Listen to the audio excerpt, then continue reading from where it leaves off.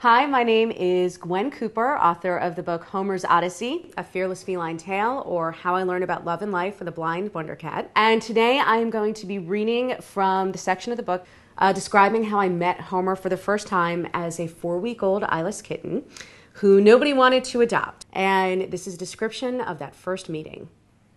"He's so tiny," was my first thought. Both of my cats had been almost this young when I'd taken them in, but I'd forgotten how absolutely tiny a 4-week-old kitten is. He couldn't have weighed more than a few ounces.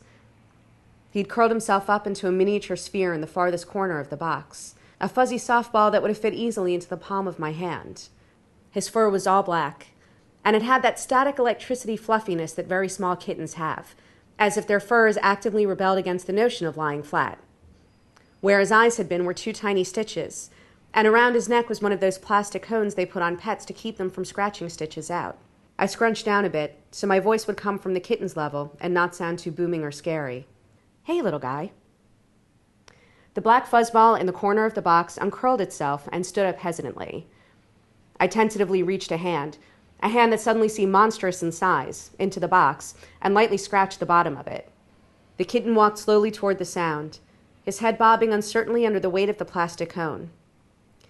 His nose bumped against one of my fingers, and he sniffed it curiously. I lifted him carefully, cradling him just below my chest with one hand supporting his bottom and the other around his chest and front legs.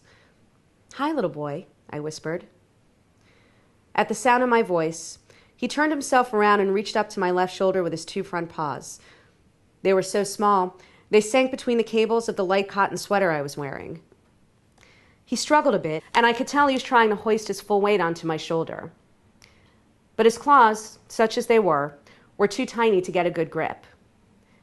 Giving up, he twisted again and brought his face as close to where my jaw met my neck as the plastic cone would allow. He tried to rub his face against mine, although all I felt was plastic against my cheek. Then he started to purr. The cone funneled the sound until it was so loud, he sounded like an improbably small motor. I had expected that, having no eyes, he would be incapable of conveying much expression, and it occurred to me that this, perhaps, was the secret fear of the people who'd refused to adopt him.